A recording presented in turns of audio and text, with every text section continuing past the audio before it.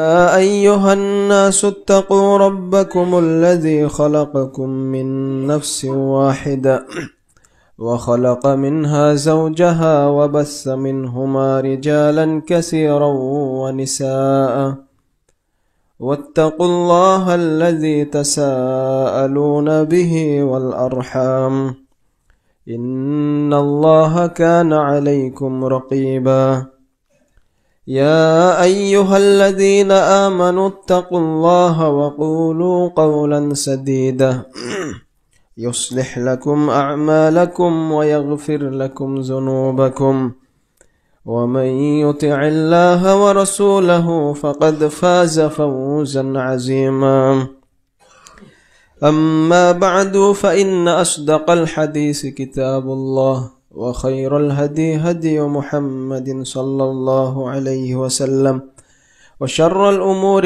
محدثاتها وكل محدثة بدعة وكل بدعة ضلالة وكل ضلالة في النار بسم الله الرحمن الرحيم ولقد بعثنا في كل أمة رسولا أن اعبدوا الله واجتنبوا الطاغوت وقال تعالى فمن يكفر بالطاغوت ويؤمن بالله فقد استمسك بالعروة الوثقى لا انفصام لها والله سميع عليم الحمد لله যাবতীয় প্রশংসা একমাত্র আল্লাহ রাব্বুল আলামিনের জন্য, যেই মহান রব আমাদেরকে এই জুমার জামায়াতে উপস্থিত হওয়ার তৌফিক দান করলেন, সে আল্লাহ তাআলা শুকরিয়া আদায় করছি আলহামদুলিল্লাহ। অতঃপর সালাত এবং সালাম নাজিল হোক সর্বশ্রেষ্ঠ নবী এবং রাসূল মুহাম্মদ সাল্লাল্লাহু আলাইহি ওয়াসাল্লামের উপর। আল্লাহুম্মা সাল্লি ওয়া সাল্লিম আলাইহি। আমরা আজকে জুমার খুতবায় যে বিষয়টা আলোচনা করব, আকীদার অন্যতম একটা গুরুত্বপূর্ণ বিষয়, সেটা হচ্ছে আল কুফরু বিত তাগুত, তাগুত অস্বীকার করা এর গুরুত্ব। এই বিষয়ে গুরুত্বপূর্ণ কিছু আলোচনা তুলে ধরার চেষ্টা করব ইনশাআল্লাহ। ওমা তৌফিকি ইল্লা বিল্লাহ। তাগুত এই শব্দ এর শাব্দিক অর্থ হচ্ছে বাড়াবাড়ি করা, সীমালঙ্ঘন করা। ইবনুল কাইয়িম আল জাওজিয়া রাহিমাহুল্লাহ তাগুতের সংজ্ঞা দিতে গিয়ে বলেছেন যে মা তাজাওয়াজা বিহিল আবদু হাদ্দাহু। তাগুত হচ্ছে কোন বান্দা যে সীমা অতিক্রম করে, সীমা লঙ্ঘন করে, মিন মা'বুদিন আও মাতবুইন আও মুতাইন, হতে পারে সেটা কোনো মাবুদের ইবাদত করার ক্ষেত্রে, অথবা কাউকে অনুসরণ করার ক্ষেত্রে, আনুগত্য করার ক্ষেত্রে। শরীয়তের যে একটা সীমা আছে, এই সীমা অতিক্রম করাই হচ্ছে তাগুত।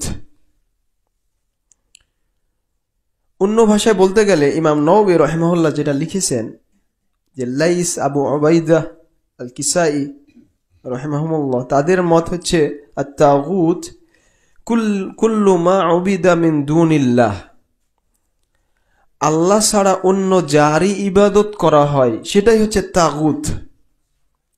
আল্লাহকে বাদ দিয়ে অন্য যারই ইবাদত করা হয় সেটাই হচ্ছে তাগুত। এই সংজ্ঞাতে আমরা যদি ফেলি তাহলে দেখতে পাই যে দুনিয়াতে বহু কিছুর ইবাদত করা হয়, আবার অনেক সৎ মানুষেরও ইবাদত করা হয়, কিন্তু তারা তাদের সন্তুষ্ট না।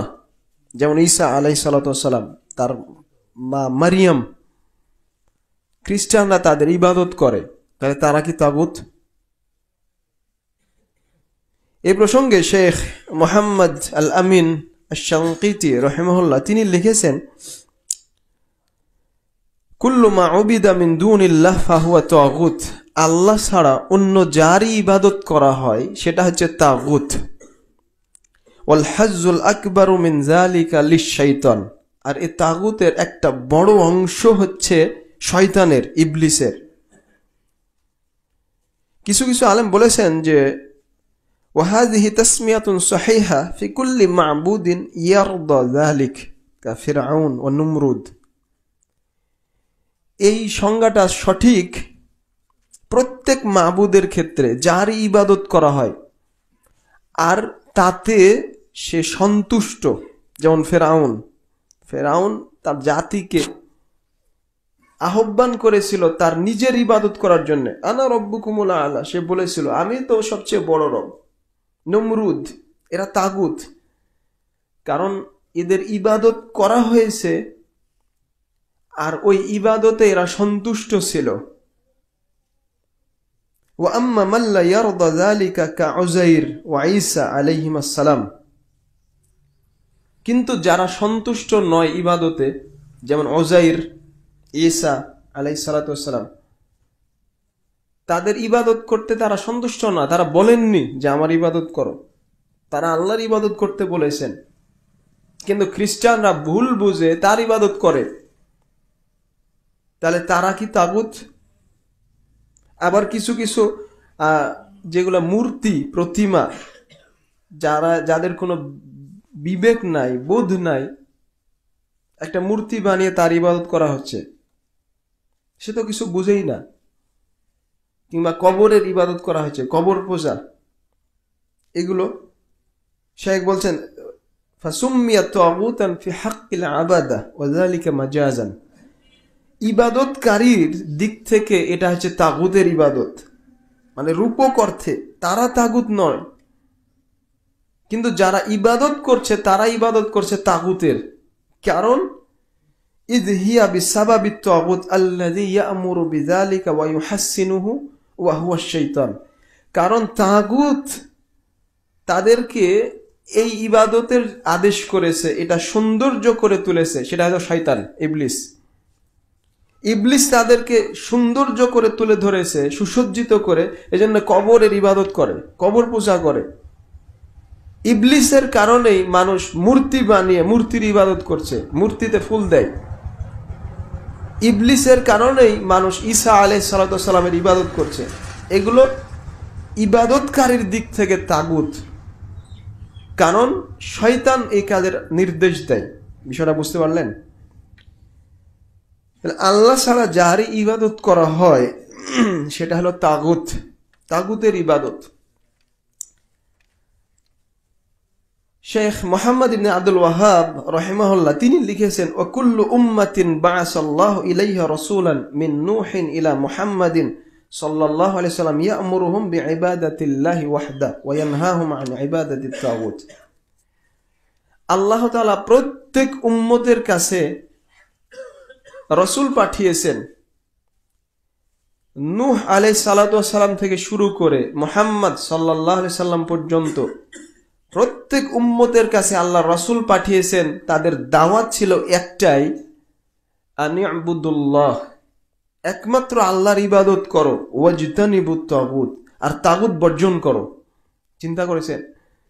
প্রত্যেকটা উম্মতের কাছে প্রতিটা নবীর দাওয়াত যেটা ছিল সেটা তাগুত বর্জনের দাওয়াত আর আল্লাহর ইবাদতের দাওয়াত। এটা কতটা গুরুত্বপূর্ণ চিন্তা করেন। আপনি যদি তাগুত যদি না বুঝেন আর তাগুত বর্জন করতে যদি না পারেন, তাহলে ইসলাম কি এটা আপনি বুঝতে পারেননি। কারণ ইসলামের দুইটা অংশ, একটা হলো আল্লাহর ইবাদত করা, আর আল্লাহ ছাড়া অন্য সকল ধরনের ইবাদত অন্যের জন্য করা হয়েছে এগুলো বাতিল বলে ঘোষণা করা, এগুলো বর্জন করা, এটা হলো ইসলাম। এই দুইটার একটা যদি মিস যায় তাহলে আপনি ইসলামকে এটা বুঝেননি। ওই লা ইলাহা ইল্লাল্লাহ দিয়ে কোনো কাজ নাই, এই দুইটা অবশ্যই থাকতে হবে। আল্লাহ তাআলা বলেছেন, ফামান ইয়াকফুর বিত-তাগুত ওয়া ইউমিন বিল্লাহ ফাকাদ ইসতামসাকা বিল উরওয়াতিল উসকা লা ইনফিসামা লাহা। যে ব্যক্তি তাগুত অস্বীকার করবে এবং আল্লাহর উপর ঈমান আনবে, খেয়াল করেন, আগে তাগুত অস্বীকার করতে হবে, তারপর ঈমান পরে আল্লাহর উপর। আগে শিরক বাতিল করতে হবে, আল্লাহ ছাড়া অন্যের ইবাদত বর্জন করতে হবে, তারপরে আল্লাহর উপর ঈমান, এই দুইটা যদি হয় তাহলে সে একটা শক্ত মজবুত হাতল ধারণ করলো, যেটা কখনো ভাঙবে না, ছিন্ন হবে না। আল্লাহু সামিউন আলিম। আর আল্লাহ তাআলা হচ্ছেন সামি', তিনি সবকিছু শোনেন, আর আলিম, তিনি মহাজ্ঞানী, সবকিছু জানেন।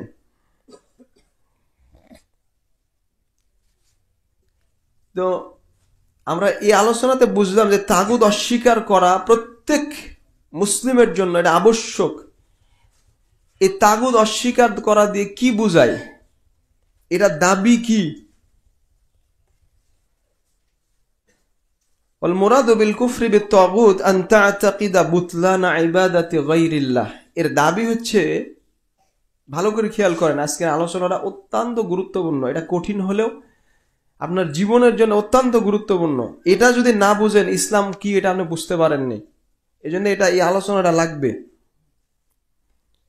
তাগুত অস্বীকার করা হলো যে আপনি এটা বিশ্বাস করবেন যে আল্লাহ ছাড়া অন্যের ইবাদত এটা বাতিল, এটা বিশ্বাস করবেন, এক। দুই, ওয়া তাতরুকা ইবাদাতা গায়রিল্লাহ, বিশ্বাস করার পরে আল্লাহ ছাড়া অন্যের যত ধরনের ইবাদত হয় এগুলো আপনি বর্জন করবেন। তিন, ওয়া তুবগিযা মান ইয়াবুদু গায়রাল্লাহ, যারা আল্লাহ ছাড়া অন্যের ইবাদত করে, তাগুতের ইবাদত করে, আপনি তাদেরকে ঘৃণা করবেন। চার, ওয়া তুআদিহি, এবং তার সাথে শত্রুতা করবেন, লিআন্নাহু আবাদা গায়রাল্লাহ, কারণ সে আল্লাহ ছাড়া অন্যের ইবাদত করে। ইসলাম এই কয়েকটা বিষয়ের সাথে জুড়ে আছে। আপনি নিজেই শিরক থেকে দূরে থাকবেন, একমাত্র আল্লাহর ইবাদত করবেন, সাথে সাথে যারা মুশরিক তাগুতের ইবাদত করে তাদেরকে ঘৃণা করবেন এবং তাদের সাথে শত্রুতা করবেন। এটা হলো ঈমান, যেটা আমরা ইসলামে বলি আল ওয়ালা আল বারা, মানে মুমিনদের সাথে বন্ধুত্ব, তাওহীদপন্থী বান্দার সাথে বন্ধুত্ব, ভালোবাসা, এবং মুশরিকদের সাথে সম্পর্ক ছিন্ন, তাদের সাথে শত্রুতা করা, এটা হলো ঈমান। এটা যদি না থাকে ঈমান হয়নি। শেখ মোহাম্মদ ইবনে আব্দুল ওয়াহাব রাহিমাহুল্লাহ তার তাগুত নামে যে রিসালা আছে সেখানেও তিনি এই কথা লিখেছেন যে আন তা'তাকিদা বুতলানা ইবাদাতি গায়রিল্লাহ, যে আল্লাহ ছাড়া অন্যের ইবাদতকে বাতিল বলে আপনি বিশ্বাস করবেন। দুই, ওয়া তাতরুকাহা, আল্লাহ ছাড়া অন্যের ইবাদত বর্জন করবেন। ওয়া তুবগিযাহা, এবং যারা আল্লাহ ছাড়া অন্যের ইবাদত করে সেই ইবাদত এবং ইবাদতকারী উভয়কে আপনি ঘৃণা করবেন। ওয়া তুকাফফিরু আহলাহা, আল্লাহ ছাড়া অন্যের ইবাদতকারীকে আপনি কাফের বলে আখ্যায়িত করবেন, প্রকাশ্যে বলতে হবে কাফের। ওয়া তুআদিহিম, এবং তাদের সাথে শত্রুতা করবেন। মুশরিকদের সাথে শত্রুতা করা হচ্ছে ঈমান, আর মুমিনদের সাথে বন্ধুত্বতা করা হচ্ছে ঈমান। এই দুইটা কখনো এক হতে পারে না। যে আপনি মুসলিম আর মুশরিকদেরকে অন্তর থেকে ভালোবাসেন, তার মানে ইসলাম কি এটা বুঝেননি, ঈমান হয়নি, ঈমান কেটে গেছে। এটা হলো আপনার ঈমানের মূল। অনেক মানুষ আছে, দেখা যায় যে তারা একটু মানে সে ধরনের কঠোর অবস্থানে যেতে চায় না আকীদার ক্ষেত্রে। আল্লাহর ইবাদত মানে কি সালাত আদায় করলো, আর সকল ধরনের শিরক কুফর এগুলোর সাথে যুক্ত। এ ধরনের মুসলমানের কোয়ালিটি আমাদের সমাজে, এরা ইসলামকে এরা বুঝেনি। এ সম্পর্কে একটা কথা শোনায়। শেখ মোহাম্মদ ইবনে আব্দুল ওয়াহাব রাহিমাহুল্লাহ লিখেছেন যে তাগুত, যারা তাগুতের ইবাদত করে তাদের সাথে আপনি সম্পর্ক ছিন্ন করবেন। ওয়ালাউ কানা আবুক, যদিও সেই ব্যক্তি আপনার বাবা হয়, আও আখুক, আপনার ভাই হয়, মানে আপনার বাবাও যদি মুশরিক হয় তাও তাকে অন্তর থেকে ঘৃণা করে তার সাথে শত্রুতা করা, এটা আপনার ঈমান। যদিও ভাই হয় তারপরেও। فأما من قال أنا لا أعبد إلا الله وأنا لا أتعرض السادة والقباب على القبور وأمثال ذلك فهذا كاذب في قول لا إله إلا الله। শেখ মোহাম্মদ ইবনে আব্দুল ওয়াহাব লিখছেন যে অনেক মানুষ আছে যারা বলে যে আমি আল্লাহ ছাড়া কারো ইবাদত করি না, এটা ঠিকই আছে, কিন্তু যারা কবর পূজা করে, যারা বিভিন্ন নেতাদের যে ছবি মূর্তি টাঙ্গায়, ওদের বিষয়ে আমি কথা বলবো, ওদের সাথে শত্রুতা করা আমার প্রয়োজন নাই। তা আমাদের ইমাম বলছেন ফাহাদা কাযিবুন ফি কওলি লা ইলাহা ইল্লাল্লাহ, এই ব্যক্তি সে যে সাক্ষ্য দেয় লা ইলাহা ইল্লাল্লাহ, এতে সে মিথ্যাবাদী, মিথ্যুক। লা ইলাহা ইল্লাল্লাহ কি এটা সে বুঝেনি, এটা আমি বলছি না, এই যুগের মুজাদ্দিদ শেখ ইমাম মুহাম্মদ ইবনে আব্দুল ওয়াহাবের কথা এইভাবে আরবিতে লিখেছেন। ওয়ালাম ইউমিন বিল্লাহ, আর সে আসলে আল্লাহর উপর ঈমানই আনেনি।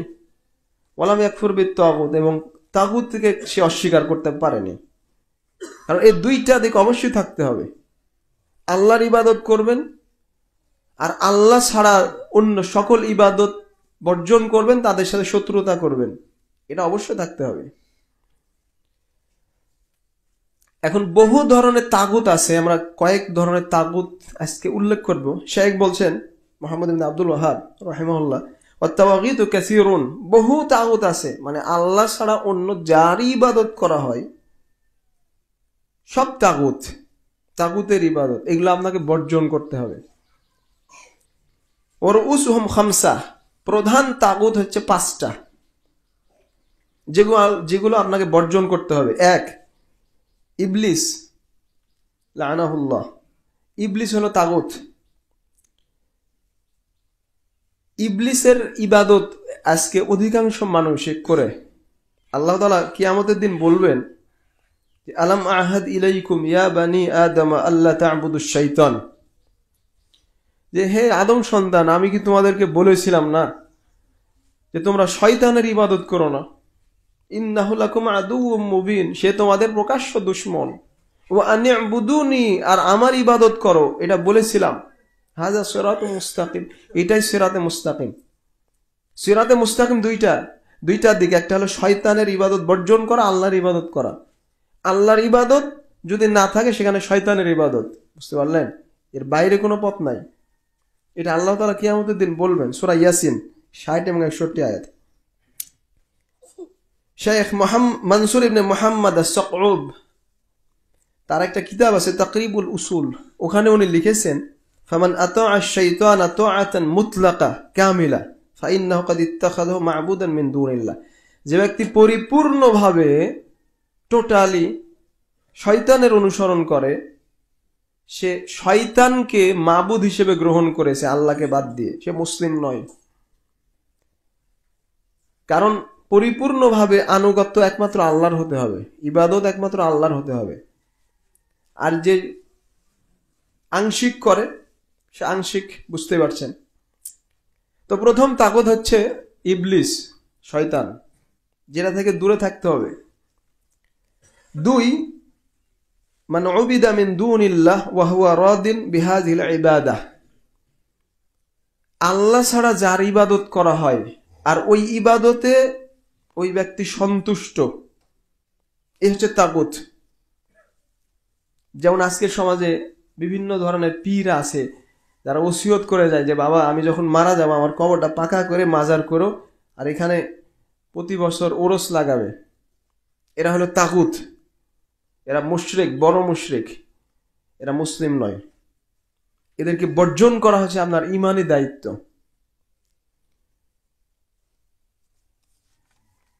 আর অনেকে তাদের ইবাদতে সন্তুষ্ট নয়, যেটা আলোচনা শুরুতে বলে দিলাম, তারা তাগুত নয়, কিন্তু তাদের ইবাদত যারা করে সে তাগুতের ইবাদত করে। 3 নম্বর তাগুত, মান দাআন নাস ইলা ইবাদাতি নাফসিহি ফাইন্নাহু তাগুত, যে ব্যক্তি নিজের ইবাদতের দিকে মানুষকে আহ্বান করে, ডাকে, যদিও মানুষ তার ইবাদত না করুক। যেমন ফেরাউন তার জাতির লোকদেরকে বলেছিল, আনা রব্বুকুমুল আ'লা, আমি তো সবচেয়ে বড় রব। এই ধরনের যারা আছে নিজের ইবাদতের দিকে মানুষকে ডাকে, তারা তাগুত, তাদেরকে বর্জন করতে হবে। 4 নম্বর হচ্ছে মানিদ্দা শাইয়্যাম মিন ইলমিল গায়ব, যে ব্যক্তি গায়েব, অদৃশ্য সংবাদ জানার দাবি করে, সে তাগুত। যেমন বিভিন্ন ধরনের জ্যোতিষী, গণক আপনার হাত দেখে বলে দেয় ভবিষ্যতের কথা, একেবারে মিথ্যা কথা, এরা তাগুত। রাসূলুল্লাহ সাল্লাল্লাহু আলাইহি সাল্লাম বলেছেন, কোন ব্যক্তি যদি কোনো গণক, জ্যোতিষীর কাছে গিয়ে জিজ্ঞেস করে খালি যে তার ভবিষ্যতে কি, এটা যদি জিজ্ঞেস করে 40 দিনের ইবাদত কবুল হবে না। খালি প্রশ্ন করলে 40 দিনের সালাত কবুল হবে না। আর এই গণক যা বলছে সে যদি বিশ্বাস করে তাহলে ফাকাদ কাফারা বিমা উনজিলা আলা মুহাম্মদ সাল্লাল্লাহু আলাইহি সাল্লাম, মুহাম্মদ সাল্লাল্লাহু আলাইহি সাল্লামের উপর যা নাজিল হয়েছে কোরআনের সাথে সে কুফরি করবে, সে বড় কাফের হয়ে যাবে যদি বিশ্বাস করে। কারণ আল্লাহ তাআলা পবিত্র কোরআনে বিভিন্ন জায়গায় বলেছেন যে কুল লা ইয়ালামু মান ফিস সামাওয়াতি ওয়াল আরদিল গায়বা ইল্লাল্লাহ, হে নবী আপনি বলেন আসমান এবং জমিনের গায়েব একমাত্র আল্লাহ ছাড়া আর কেউ জানে না। অদৃশ্যের খবর আল্লাহ ছাড়া কেউ বলতে পারবে না। এগুলো হলো গায়ব মুতলাক, মানে যেগুলো আল্লাহ ছাড়া কেউ জানে না। আর কিছু কিছু গায়েব আছে গায়েব নিসবি, মানে আমার কাছে অস্পষ্ট অদৃশ্য কিন্তু আরেকজনের কাছে দৃশ্য। যেমন মনে করেন যে এখন সৌদি আরবে কি হচ্ছে আমি এখান থেকে বলতে পারবো না, মক্কাতে মসজিদুল হারামে মনে করেন, কিন্তু মসজিদুল হারামে যে আছে তার কাছে সেটা দৃশ্যমান। আমি যদি এখান থেকে মসজিদুল হারামের খবর বলি আমার জন্য জায়েজ নাই, কারণ আমি দেখতে পাচ্ছি না কোনো ওয়াসাইল ছাড়াই, মাধ্যম ছাড়াই। মসজিদুল হারাম থেকে দেখে যে বলছে তার জন্য জায়েজ। বুঝতে পারলেন? তো গায়েবের যে দাবি করে সে তাগুত, তাকে বর্জন করতে হবে। 5 নাম্বার এই পয়েন্টটা আজকে একটু গুরুত্ব সহ বলবো, সেটা হচ্ছে মান হাকামা বিগাইরি মা আনজালাল্লাহ, আল্লাহ যা নাজিল করেছেন সেই বিধান ছাড়া মানবরচিত বিধান দিয়ে যে ফায়সালা করে সে তাগুত, এটা কুফরি। কারণ আল্লাহ তাআলা বলেছেন সূরা মাইদাতে ওয়ামান লাম ইয়াহকুম বিমা আনজালাল্লাহ ফাউলাইকা হুমুল কাফিরুন, আল্লাহ যা নাজিল করেছেন সেই অনুযায়ী যে ফায়সালা করে না, বিধান দেয় না, সে কাফের। পরের আয়াতে আল্লাহ বলছেন যে ফাউলাইকা হুমুজ জালিমুন, সে জালিম। ফাউলাইকা হুমুল ফাসিকুন, পরের আয়াতে আল্লাহ বলছেন 47 আয়াতে তারা হচ্ছে ফাসিক। তো আল্লাহ ছাড়া মানুষের তৈরি করা বিধান দিয়ে যে ফায়সালা করে, বিচার করে, মানুষের বিধান দেয়, এ ধরনের শাসক, তার 3টা হুকুম পরিস্থিতি অনুযায়ী। একটা হলো সে কাফের, 2 নাম্বার হচ্ছে সে জালেম, আর 3 নাম্বার হচ্ছে সে ফাসিক। কোন কোন ক্ষেত্রে কাফের এই সম্পর্কে আমাদের ওলামাদের যে কথা, 1 নাম্বার ফামান হাকামা বিগাইরি মা আনজালাল্লাহ ওয়া হুয়া ইয়াতাকিদ আন্না আল হুকমা বিগাইরি মা আনজালাল্লাহ মুসাওয়িন লিল হুকুম বিমা আনজালাল্লাহ, যে ব্যক্তি আল্লাহর বিধান ছাড়া মানব রচিত বিধান দিয়ে বিচার করে, মানুষের বিধান দেয়, আইন প্রণয়ন করে, সে বিশ্বাস করে যে এই মানব রচিত বিধানটা আল্লাহর বিধানের সমান, মুসাউইন সমান, এটা যে বিশ্বাস করে, আও আন্নাহু আফদালু মিনহু, এদিকে মনোযোগ দেন, গুরুত্বপূর্ণ বিষয় বলছি, অথবা সে বিশ্বাস করে যে আল্লাহর বিধানের চেয়ে মানুষের দেওয়া এই বিধানটাই উত্তম, অথবা সে বিশ্বাস করে আন্নাল হুকমা বিগাইরি মা আনজালাল্লাহ লা ইয়াসলুহ, আল্লাহর দেওয়া বিধান এই যুগে এখন উপযুক্ত নয়, মানে এটা সেকেলে বিধান, চুরি কাটলে হাত কেটে দিতে হবে, এটা বিধান হলো নাকি? মানুষ বিবাহিত পুরুষ মহিলা জিনা করলে তাকে পাথর মেরে হত্যা করতে হবে, এটা তো বর্বর বিধান, দেশে জেলের বিধান করে দিল। মনে করলে এই যুগে এটা চলে না, যে এরা বিশ্বাস করবে ফাহাজা কুফরুন, এটা হচ্ছে বড় কুফরি, ওই ব্যক্তি কাফের হয়ে যাবে, সাথে সাথে কাফের হয়ে যাবে। মানে যে বিশ্বাস করবে আল্লাহর বিধানের সমান মানুষের দেওয়া বিধান, কিংবা মানুষের বিধানই উত্তম,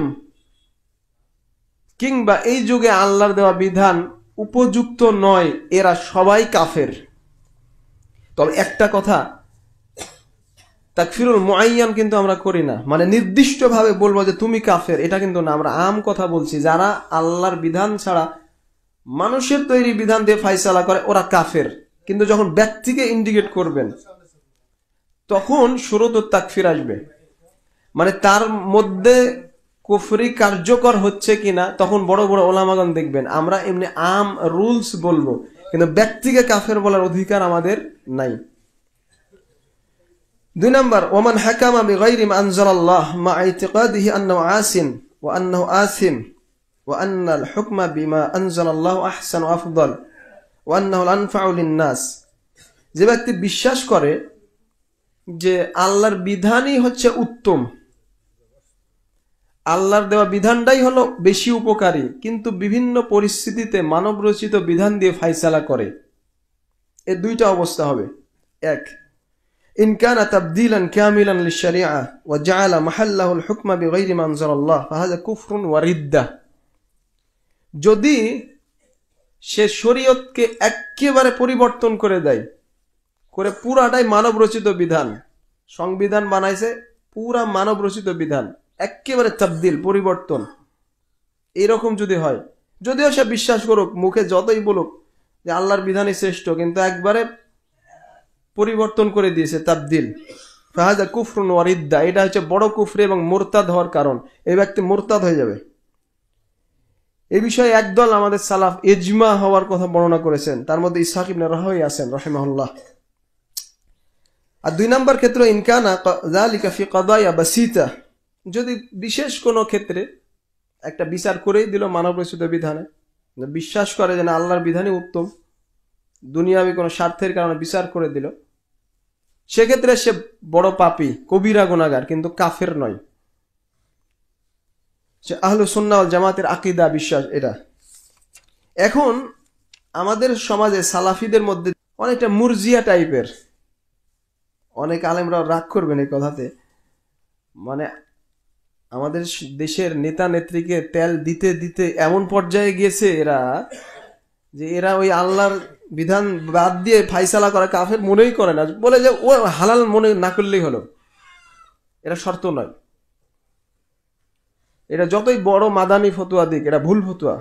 কারণ শাইখুল ইসলাম ইবনে তাইমিয়া রাহিমাহুল্লাহ বলছেন, ওয়াল ইনসান মাতা হাল্লাল আল হারাম আল মুজমা আলাইহি আও হাররাম আল হালাল আল মুজমা আলাইহি আও বাদদাল আশ শারআ আল মুজমা আলাইহি কানা কাফিরান মুরতাদ্দান বিইত্তিফাকিল ফুকাহা, মাজমু ফাতোয়া 3 নম্বর খণ্ডে 267 পৃষ্ঠা।